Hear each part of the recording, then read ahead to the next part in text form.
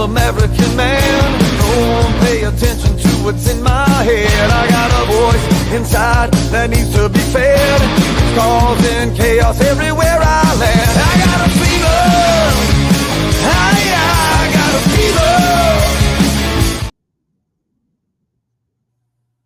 Good evening, everybody. This is Jordan with Ohio Sports Talk. We have made it to this Monday. Hopefully, everybody had a great Thanksgiving weekend with your families. I for sure did enjoy quite a lot more food than I'm used to eating. My family enjoyed it. My kids definitely enjoyed it. We got to go down to Dayton and be with my mom and dad for a majority of the holiday this weekend. It was very fun for me. Always extra football on Thursday. We had the Cowboys, we had the Bears, we had some Detroit Lions going on. Definitely entertaining weekend on Thursday. The football games did not disappoint. So I'll definitely give my props to, the competitiveness, which was Thanksgiving football. The halftime shows were absolutely great. I did enjoy what I saw. Shabuzi had the song of the summer. Always fun to see. He came out in Detroit and rocked the house there. Lainey Wilson with a little surprise guest from Jelly Roll was fun to see. I can't complain there. I heard a little bit of backlash online, but, fuck them. I thought it was a great halftime show from Dallas, one of their best in years. Felt like they didn't give in to the popularity or go for a specific younger crowd, which Jerry Jones Kids has been in charge of it the last couple seasons. So it was good to see that move on. We also, coming out of the post, we want to thank Jim Trussell again, Coach Jim Trussell with the Ohio State Buckeyes, the world-famous Buckeyes. Came on our show going into the game, which we'll definitely touch on over at Ohio State. Coach Trussell, thank you again. I know there were some technical difficulties and technical issues. Running this show, I'll always take 110% responsibility. I'll never point the finger or the compass at our guests that come on. Jim Trussell, we apologize that the technical difficulties happened. We're still in touch. We might be putting together a little bit of a playoff preview show, so expect him back on the show sooner than later for that. We also know the fallout of the show. We will not be having a Big Ten championship preview show here at Ohio Sports Talk, anyways. That is no longer in the cards for our world famous Buckeyes. But again, we'll get all into that later. I just wanted to wish everybody, happy Thanksgiving. I hope your start and kickoff of the holiday season was fun. Get out, enjoy the lights, things of that nature. I know we're going to plan a Kings Island trip here in my neck of the woods for their Winterfest. We already did the Middletown Lights Thanksgiving night. It was absolutely awesome. Kids loved it. I was in a little bit of a food coma, but we got through it. But we are Ohio Sports Talk, and here we go. We're going to dive right into it. We're going to start Saturday. Ryan Day's struggles continue. It just becomes 4 years in a row. The excuses are kind of out the window. Myself, my former co-host, now producer of the show, Doug Stevens, we pat on the table all summer long. Even going in the Olympics a little bit when that was going on, we would touch into the world of football. We said it was championship or bust. We got a red tweet. You were fire on Twitter on Saturday. I absolutely was on fire. You could have cooked an egg on my head. I did make some official apologies to some of the viewers and some of the interactions we had on Saturday. But Ryan Day's struggles continue, folks. It's a little bit inexcusable. I can't make any excuses for him. We had a $20 million NIL roster. We got the safety from Alabama. We got Caleb Downs. We're down the center that we got from Alabama, so we have a little bit of an excuse. But the center that was playing last year moved from guard to center, so he had the Indiana game to kind of get their tread back on the tires, and it just wasn't enough. We bring in Chip Kelly to open up this offense. We have 2 NFL wide receivers, one going to the NFL next year. One, if he stays around, Jeremiah Smith, we know what he can do. We've seen it all year long. And the play calling wasn't there. Defensively, we show up. And it was the defense I was worried about going into kickoff. I was worried about Ohio State's defense going into kickoff because Jack Sawyer, JTT Tomola, they just didn't really show up on tape a lot. They had some, Jack Sawyer, I'll give all credit to. Even minus the end of the game, we'll touch on here shortly. But, I think he came to play. He brought the emotion. He was kind of the heartbeat of the defense outside of the secondary for Caleb Downs. But it just, you can only do so much on defense when, offense turns it over, gives them a short field. You really take away that turnover from Howard, gives Michigan a ridiculous short field. Our defense played clean all game.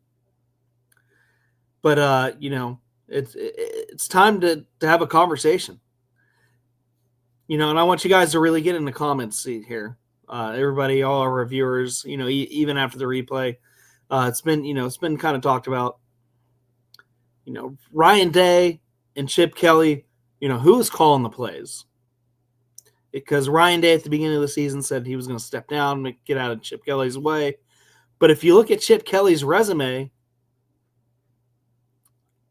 the game just didn't follow what Chip Kelly is known for or what he's done. Absolutely underutilizing Jeremiah Smith, Ibuka, things that we've seen all year long. And even an extension of the run game, we've seen Ibuka, come across in motion, receive the ball when, corners are playing him tough. We still always found ways to get, our playmakers the ball. And that just wasn't the case. We looked very vanilla on offense. And I really don't have that many excuses, folks. It's just, what a game. We do the 2-minute drill at the end of the first half. We go down. Jeremiah Smith gets a touchdown. And, I thought in my mind, I was with my parents. I thought in my mind, I was like, here we go. They figured it out. We tried to establish a little bit of physical dominance. And Michigan is known for their defensive tackles. We challenged them in the first half. We're going to come out. It's a tied-up game. No big deal. And we come out, and it was the same formula as the first half. It was just kind of like a run, pass, run, pass. Will Howard took that hit. Brown comes in, and, even though I think it should have been Julian Sane, but Brown comes in, and the offense kind of had a little bit of rhythm there. And they kind of got a couple of things clicking. And Brown looked absolutely enthusiastic with more energy than I saw anybody else. So, was Will Howard concussed? Is that an excuse that we can fall back on? I know what the NFL policy is, that it has to be a third party, medical team, but I'm not 100% sure it's spun up on the NCAA rules. If anybody knows, hit me in the comment section here. Let's talk about it. Really get involved, guys. Get these comments going. This is a big game. Do we think Ohio State's going to survive and remain somewhere in the top 12? And, if they do they ride with Ryan Day? And that's just a lot of question. There's been a lot of conversation between myself and Douglas on our X account over, who should take that. But, let's stay focused here. We get momentum going on in the second half, at the end of the first half, going in the second half. And it just never worked. Howard continually looked off rhythm. A couple throws even kind of hit the ground, sailing past people's heads, going past the corner routes for the passes that we did call.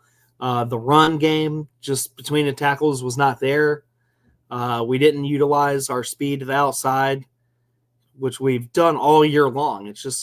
It's either we outthought ourselves, Ryan Day either outthought himself, Chip Kelly was just afraid to hit the accelerator button and just let it rip, or Will Howard had an injury. It was kind of a mix of all three.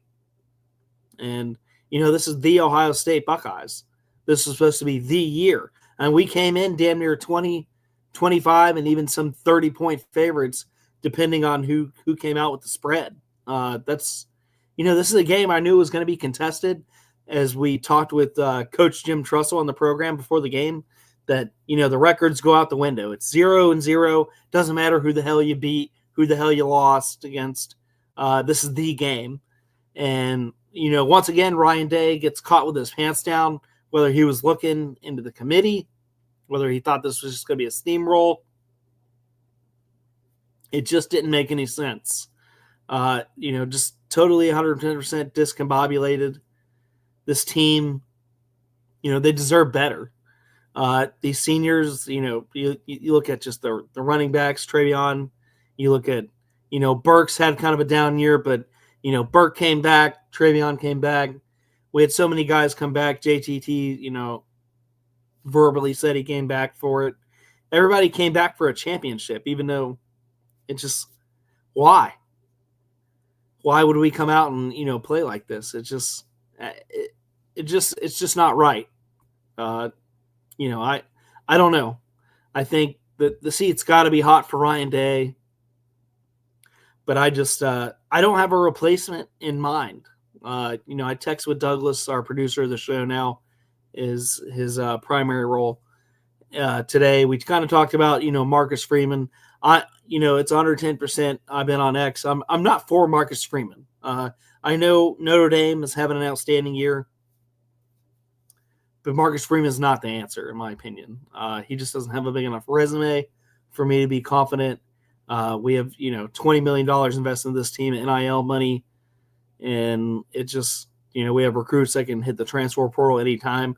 I just think that's a recipe for disaster, depending on who you want to keep on this roster, especially in a quarterback room with Aaron Nolan and Julian Sain in the wings. It's going to be a hell of a battle next spring if these guys stay.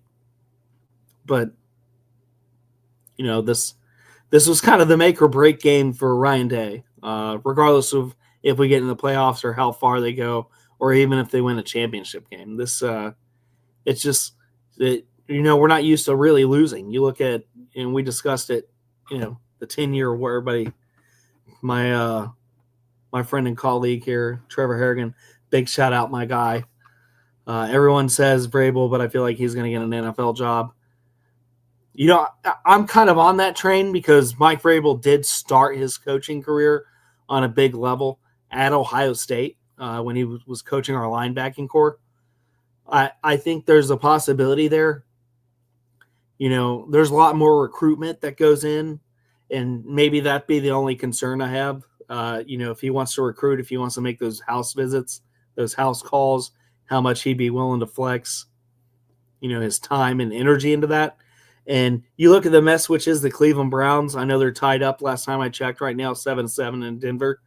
Maybe he wants to go back to college because, the Browns haven't really been fun. His time in Tennessee, wasn't perceived as great. And you look at a guy like, you could follow Nick Saban, was the head coach of the Miami Dolphins the year they damn near went, 0-16. And then in the middle of the night before the Miami Dolphins season ended, he was announced as the Alabama head coach. So I think that's a very good possibility, Trevor. I think he's going to be there. It's going to be something to definitely monitor and watch. His heart and soul is definitely going to be at Ohio State, but it's just that, is he able to do the recruiting? Who stays? Does Chip Kelly stay on offense? Do we keep Larry Johnson as a defensive lineman coach, or would Mike Vrabel just bring a whole new crew in? That's something definitely to think about. I don't think he's going to get an NFL job if he wanted to. He probably could, but just the taste in his mouth, I think the NFL is kind of wearing down on him quite a bit, and that was kind of an opinion of mine when I was going back and forth with Doug. But Marcus Freeman is also being looked at for the Chicago Bears, the former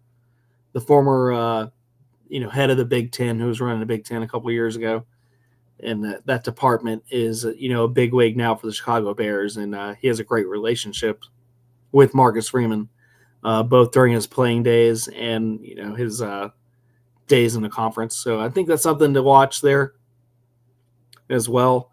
But just Notre Dame doesn't have enough big wins during Marcus Freeman's time, and head to head, I know people are going to say, "Oh, it's only by a point," but we took a mediocre Kyle McCord and beat what everybody thought was a much better and superior Notre Dame team. He's 0-2 versus the MAC in the last 2 years. He has losses to Marshall and then the Huskies this year. That's just I know he has some bigger wins too. Going to Texas A&M. He's got some accolades there, but it just seems like that wouldn't be the fit for me at this point, and especially when it comes to recruiting and the transfer portal and just kind of that mess. I think it would be too much of an overhaul for the goal and the vision that the donors, and make no mistake about it, guys, the NIL donors are going to be the ones that are going to have the final say on this. As much as you hire an athletic director, make those decisions, the NIL is kind of taking the power away from coaching staffs, on a lower level, athletic directors on that level, and even some university heads. It's going to be what the donors say. You can't knock on a door to a donor and say, "I'm going to make a change," and a donor, doesn't agree with that. You're going to kind of need that vote of confidence for the NIL donors on that decision. Doug thinks otherwise, but I'm full steam ahead on, potentially keeping, and it pains me, potentially keeping Ryan Day. And regardless of what you think of the cheating scandal on Michigan, Hardball had an 0-4 record, 0-5 actually record at one point against Ohio State and Michigan, and they stuck him out and it gave him a championship regardless of what you feel about it, cheating scandal or not. He brought the player personnel in the identity of the team, and they eventually went and got the job done. So would you be willing to wait that out and do what Michigan did with Hardball, knowing that Hardball had a losing record against the Ohio State University on the game, just kind of like Ryan Day does right now? Do you think he's going to get over the hump? I just really would love to hear it, guys. Thank you, Trevor, for chiming in big time. I'll be looking forward to chit-chatting with you offline here about it. But, just at the end of the day, it's inexcusable.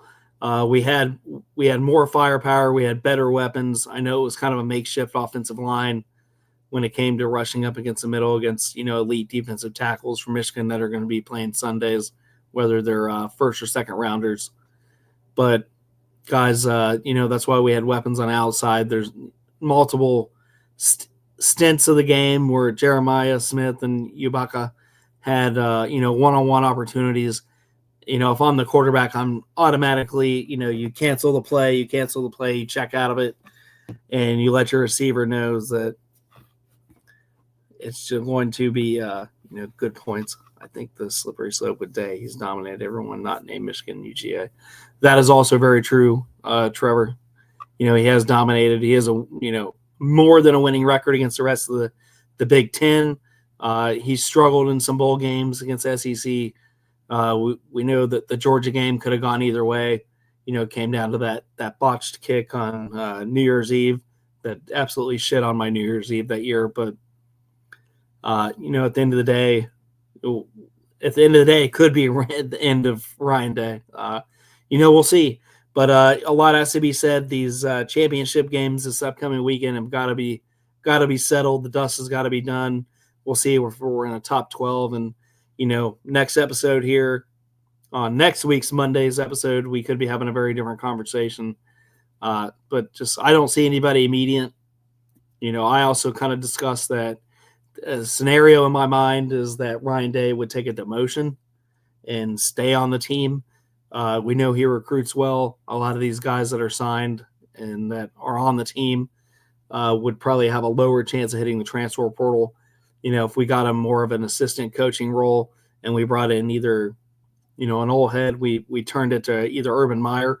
I know that's kind of an unrealistic thought at the time. We're up to 23 live viewers, 24 now. I appreciate you all. I'm nothing without you guys. Ohio's Sports Talk is nothing without you guys. I continue to bring on the guests because of you guys. So just thank you. But, back to my point there. Would you guys be in favor of bringing in, a veteran coach has been kind of out of the realm for a little bit, like an Urban Meyer? Or would you knock on a Nick Saban's door and ask if he wants to leave the broadcasting booth for a year or two?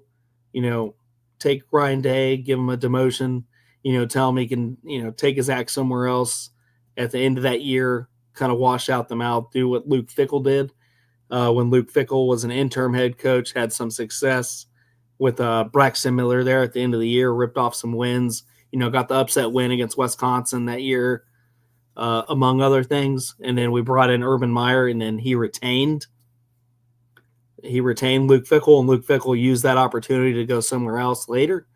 Could that be in Ryan Day's future? That was something I kicked around. Doug was 110% less enthusiastic about it. I tried to get him on the show tonight. He had some other obligations.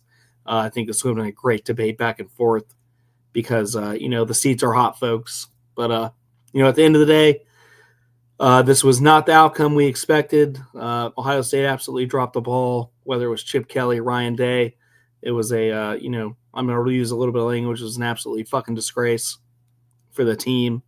And it was a fucking disgrace kind of against the nation and for the players that came back, underutilizing the weapons. If Will Howard was out, we had more than capable quarterbacks in Brown and Sane to go in and deal with that issue and move on. It may have been even a rally cry had they gone that route.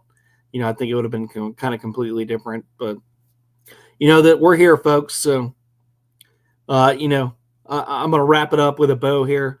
I think, obviously, Ryan Day stays through this year. And, hopefully he goes and wins it all in the championship when it matters. If and when we make the top 12, I'm kind of worried about that too.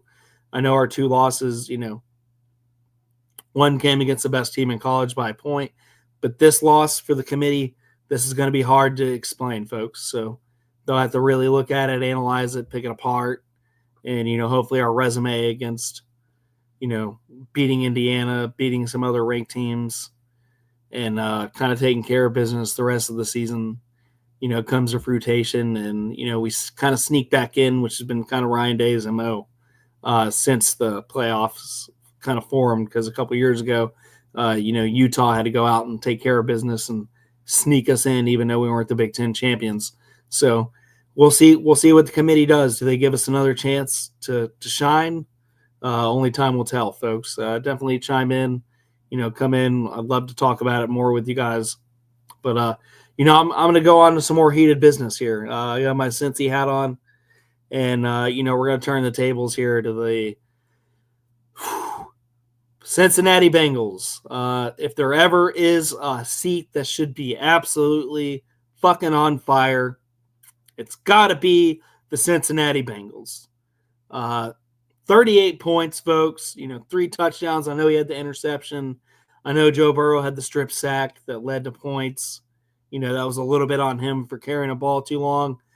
But anybody that points the compass at Joe Burrow for this season or even yesterday's game and to see kind of Shannon Sharp run his mouth on national television and say, oh, if the defense gives a lot, the quarterback's got to play. No. He's having an MVP season. I don't want to hear that trash talk. I want to hear that fucking clickbait. It's absolute bullshit. Shannon Sharp's become kind of the new definitely Skip Bayless in my mind. Somebody that he absolutely ripped apart last season on their own show. So for him to act like that and say those absolutely just dumbass things, I really expect a little bit better from the media. But, we're a small market team. We've always been talked down about, whether it was been Carson Palmer, whether it's been John Kitna a little bit before that, whether it was Andy Dalton, they couldn't get over the hump. It doesn't matter what kind of players we've always had. The national media has always been kind of a bitch to us, and it's not going to stop. They talked a little bit of trash about his Super Bowl run too. Just really disappointing this weekend to see the national media coming this way. This is the worst defense I've ever seen. But yes, let me get back on subject here. Trevor Harrigan again chimes in. Longtime friend. We played some football together. Really long days out in August on, hot football fields. Unbelievable things that we've done. achieved both in a weight room and on a football field, the gridiron. I've seen that guy absolutely, he won a game many years ago against when we came to the GWalk against Kettering. Him taking that kickoff back the way he did, turned the tide of the game. We won it. So Trevor knows a thing or two about football, folks. He absolutely is in tune for the game, both as a player and as a fan, and kind of as an analyst. Maybe we'll have him on the show here. I'll extend him a little. This is your verbal. If you're still listening, this is my verbal. Definitely my verbal invite to come and join me on the show. One man show gets a little bit lonely. Still looking for that next co-host. So definitely would love to have you on sometime. But it's at the end of the day, it's defense. Joe Burrow has thrown for over 300 yards multiple times. We just set a record for losing games, scoring 25 or more points in NFL. The rest of the NFL this year, if they score 25 and more points, are only time they lost. Excuse me. The rest of the NFL, only one team has lost, scoring 25 or more points, and the Bengals have lost 4 times. So definitely time, for a new GM. Duke Tobin's absolutely been a fucking mess, absolute disgrace. There's no excuses for him. Whether it was letting Jesse Bates walk was one thing, and then kind of we drafted Dax Hill, we got a little bit of help.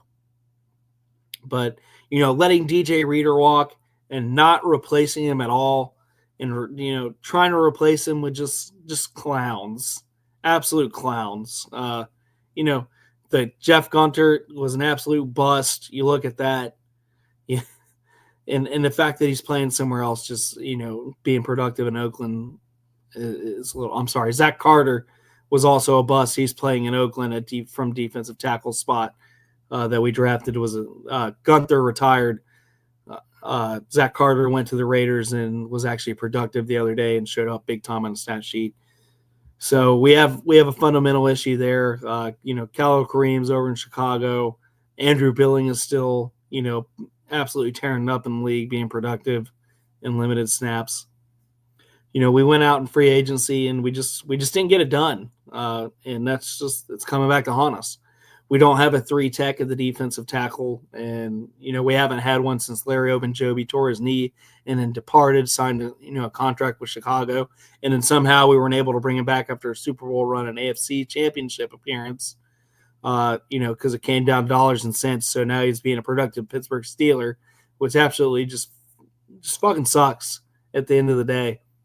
So we got that problem there, but this defense has been atrocious. Geno Stone had 8 interceptions last year. I saw that on paper. I was really excited for the signing. The guy doesn't know where the fuck he's at every fucking play. They dump off the ball. There's nobody there to protect it. They throw these long balls. The safety's supposed to be there. He's on the opposite side of the field, or he's just coming into the picture at the end of the play when the catch is secure. Then he tries to make a hit, and he fucking can't. It's just a joke. I know we didn't have Logan Wilson there, which I think a lot of these dump off passes were probably a little bit his fault not being there. But Akeem Davis-Gallers was a linebacker that has been renowned to replace Jermaine Pratt when it comes to third downs and passing situations. So he finally gets a starting role on a 1-year deal. He racked up the tackles only because he had to. But, really defensively, he's one of the worst linebackers I've seen, really step into that role. We just did no due diligence in the offseason. Rankins has been an absolute bust, a viral infection for 3 weeks. He missed the previous game. He had a bye week, and he went into this week. He's still got a viral infection. He's missed games for just kind of, in my mind, bullshit reasons. When you're getting paid millions of dollars and you can't show up to work and be productive. And then the team cuts Trenton Irwin of all things today. Like, fan favorite Trenton Irwin, a guy that shows up and, does everything you fucking ask him to do. But we're going to waive him and send him to the fucking curve.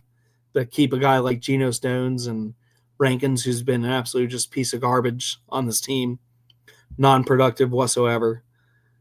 Even when he did play limited games on a field, You look at the stacks, we only got 2 sacks yesterday. It was a credit to BJ Hill. And Joseph Osai was an absolute winner, got a sack, got a blocked field goal, which actually just kept all momentum in the game. So big shout out to Joseph Osai. I've been a tough critic on him. He's battled injuries his whole career. We saw flash in the pans of what he could be. Maybe he's coming around. Maybe this was a comeback game.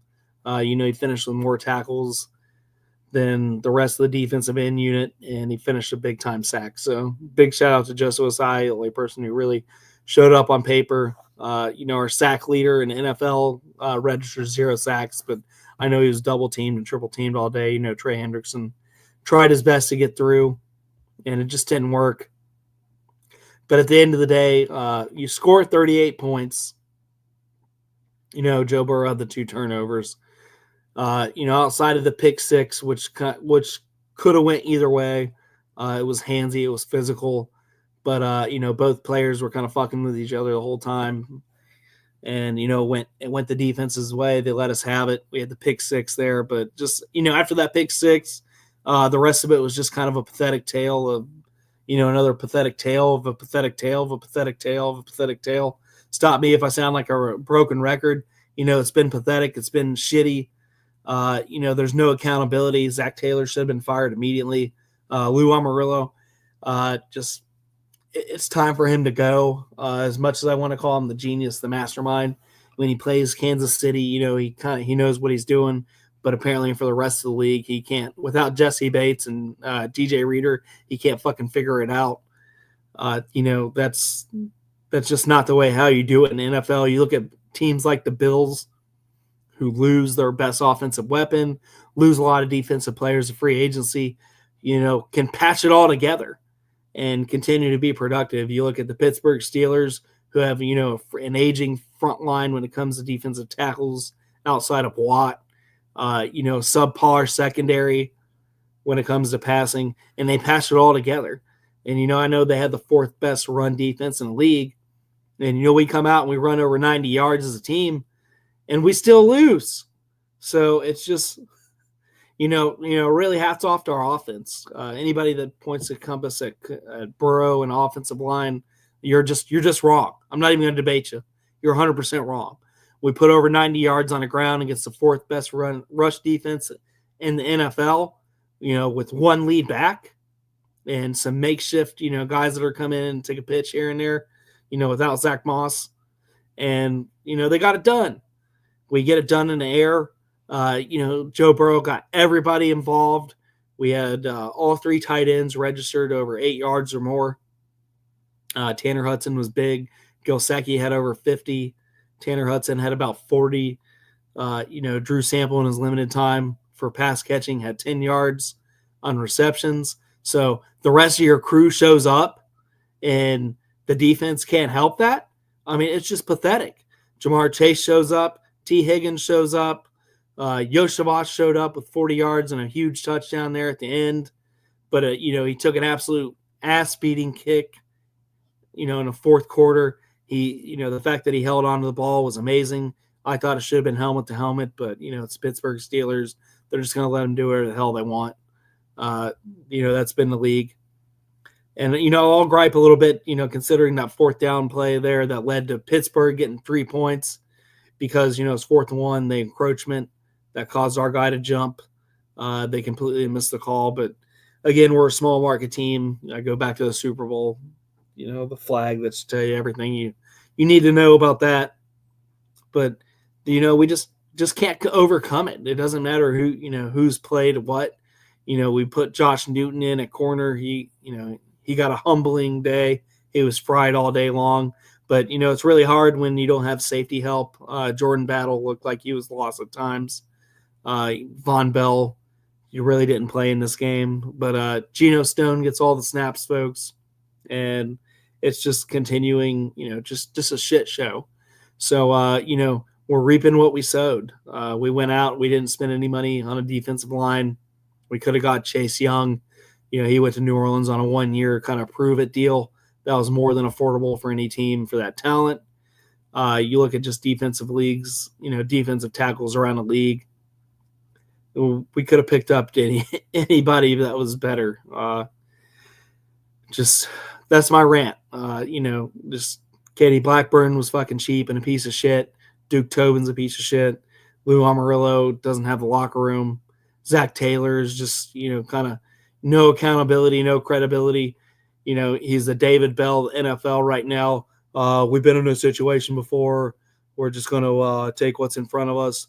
No, man, there's no accountability in your speeches.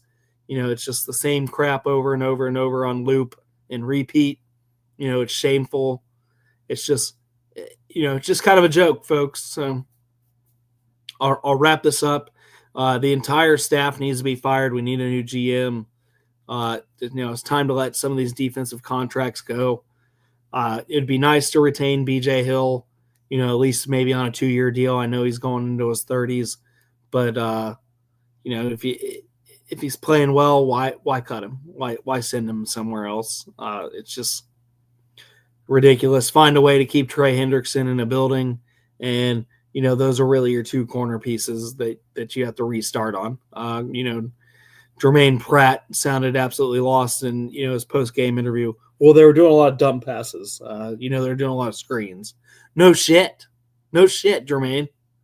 Like, it's just, I know he could kick my ass with with his eyes closed right now, physicality and size, but just as a player, just there's no accountability in that. And that starts at your head coach, that starts at your GM, that starts at your defensive coordinator.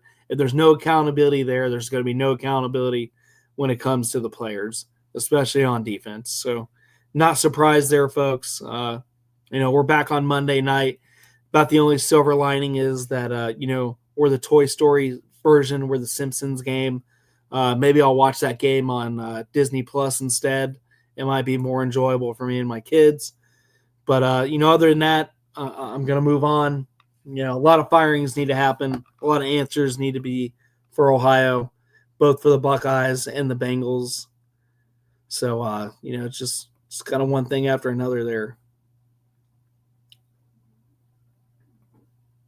We'll kind of go to our news and notes here. We'll talk about I'll have an update here shortly on the Cleveland Browns game. We'll talk about a little bit of a silver lining here. The Cleveland Cavaliers have, they did go on a 2-game losing streak back-to-back against Atlanta. That's extremely hard to do. They're in group play. But, hats off to Atlanta. But December 1st game, the game that was going to decide the East, the Celtics come to town. We were up by 2 points at half. We have an absolutely disastrous third quarter. They go up to almost damn near 18. And the Cleveland Cavaliers get it done, folks. The Cleveland Cavaliers get it done. They absolutely just crushed it. They scored 42 points in the fourth quarter to Boston's 26. They got it done on the foul line when they absolutely had to. And it's just really, folks, it was just a masterpiece game. Donovan Mitchell goes into the halftime with 8 points, finishes with over 30. Darius Garland absolutely had great command in the fourth quarter, making the tough decisions. Evan Mobley played like Evan Mobley of old. The rotation played great. George Niang came up with 2 great big free throws after missing a few early in the game. So that really sealed the deal. And just an all-over defensive, what a defensive presence in the fourth quarter to come back against the NBA champion Boston Celtics. So one silver lining for Cleveland and Ohio is that the Cavaliers did their job. They now hold a 2.5-game lead in the East overall, and they still continue to be the best record in the NBA moving forward. Hats off to Kenny Atkinson and company. I know there's going to be some trade rumors still swirling around as we get closer to the All-Star game. And as there should be, I believe there's some room and flexibility on the back end of the roster. I just wouldn't tweak it that much. I think at the end of the day, it's going to be give up a lot of draft picks and kind of keep who's on here. Just this team, it's cohesive. It's working. 3 losses is nothing to blow up the roster about. And you just beat the world champs. So, we'll see what the team looks like moving forward. But the Cleveland Cavaliers have absolutely been awesome, awesome, awesome. Can't wait to see what they do. And, we'll kind of move forward from there. A little bit of news and notes here from the rest of the league. It is currently, get you guys an update. It is 17-21. Denver leading Cleveland at halftime, so it's an absolute dogfight. We'll see if Cleveland can pull it out. We'll definitely have the tweets for you on our X account, towards the end.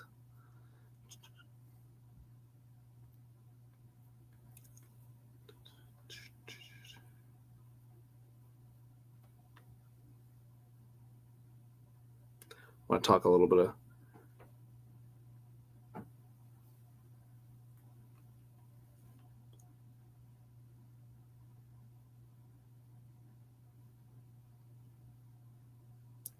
when you want stuff to work, when you need it to work, it doesn't work.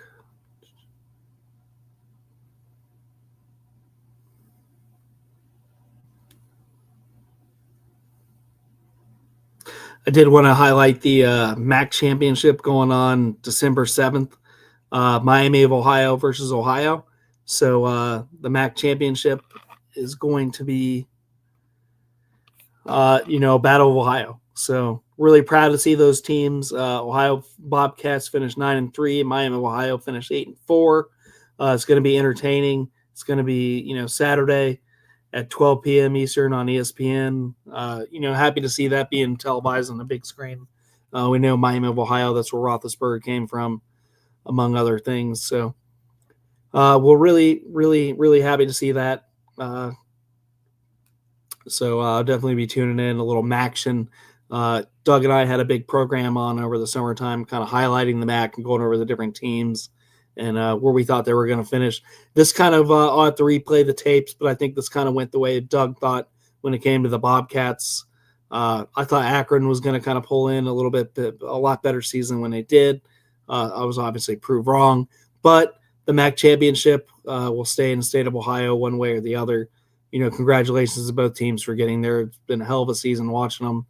And, they definitely weren't nice to each other when it came to scheduling. They scheduled a lot of big games this year. So definitely hats off to the MAC championship. It's going to be a fun one.